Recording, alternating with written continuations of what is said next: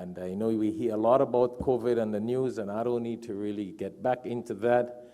I just want to remind myself and you that if we live in a time with all this fitna and these trials in the world, then what do we do?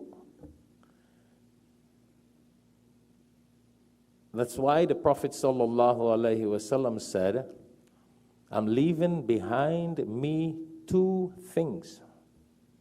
Two things. The Qur'an and the Sunnah.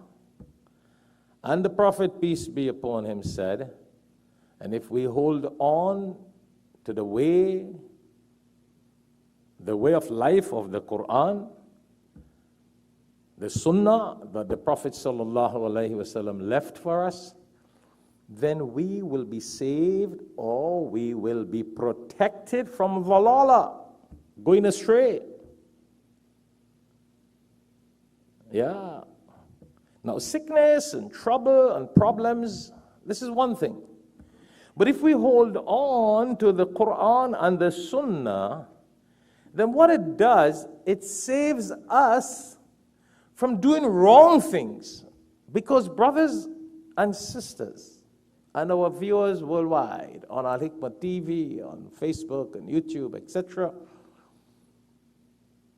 when there are problems in the world, because of the weakness of human beings, because of the weakness of human beings, we tend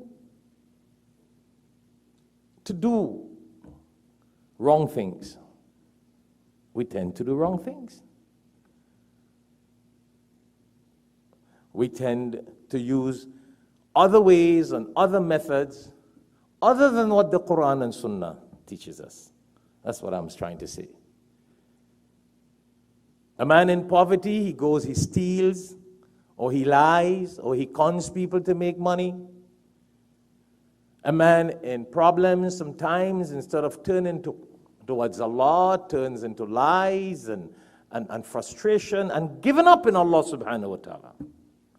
And then that misleads us into the dhalala and going astray. You know that. There are a lot of people will tell you when they are in problems and depression and difficulties, they don't feel like praying. They don't feel like reading Qur'an. They don't feel like making dhikr. But that is the time when we should read more Qur'an. That is the time when we should pray more salah. That is the time when we should do more dhikr of Allah.